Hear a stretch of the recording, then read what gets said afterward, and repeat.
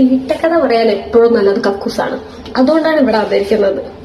സംഭവം എന്താന്ന് വെച്ച് കഴിഞ്ഞാല്, മെന്താ നിനക്കൊന്ന് വയറിളക്കി ഇളക്കം പറഞ്ഞിട്ടുള്ള ഇളക്കം. എന്റെ പൊന്നോക്കളെ, വയറിളകിയതല്ല പക്ഷെ ഇവിടുത്തെ വിഷയം.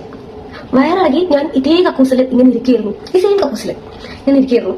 അപ്പൊ എന്താ പറയാ, ഞാൻ എന്റെ ജീവിതത്തിൽ അതുവരെയുള്ള വയറിളക്ക കഥകളും തീറ്റക്കഥയായിരുന്നു മൊത്തം ആലോചിച്ചത്. അങ്ങനെയൊന്ന് ആലോചിക്കുമ്പോൾ എനിക്ക് കുറച്ച് അടിപൊളി നല്ല നല്ല തീറ്റക്കഥകൾ എന്റെ ജീവിതത്തിലുണ്ടായ തീറ്റക്കഥകൾ ഓർമ്മ വന്നു.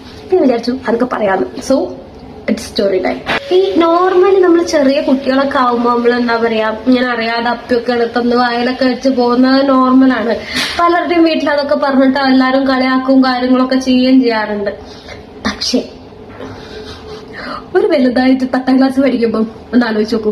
എന്നുവെച്ചാല് ഞാൻ ആ സമയത്ത് 10th കഴിഞ്ഞ് +1ലേക്കുള്ള ആപ്ലിക്കേഷൻ ഇങ്ങനെ കൊടുക്കാൻ വേണ്ടി ഒരു ദിവസം പോയിട്ട് ഞാൻ എന്താ പറയാ വീട്ടിലേക്ക് തിരിച്ചു വന്നതാ.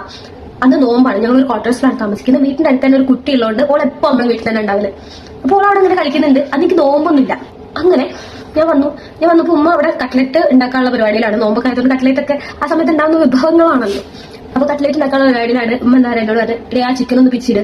ഞാൻ ചിക്കനും കൊണ്ട് ടേബിളിന്റെ അവിടേക്ക് പോയി. അപ്പൊ എന്റെ താഴെ ഒരു പീസ്, അപ്പൊ താഴെ പീസ് കണ്ടപ്പോ ഞാൻ അതെന്തോ ഒരു ചിക്കൻ പീസ് താഴെ വെച്ച്, എന്തോ ഒരു ചിക്കൻ പീസ് താഴെ വെച്ച് ഞാൻ എടുത്തപ്പോ അത്യാവശ്യം കട്ടിയൊക്കെ ഉണ്ട് പീസിന്. ഓക്കെ, എടുത്തു. ചിക്കൻ പീസ് ആണോ?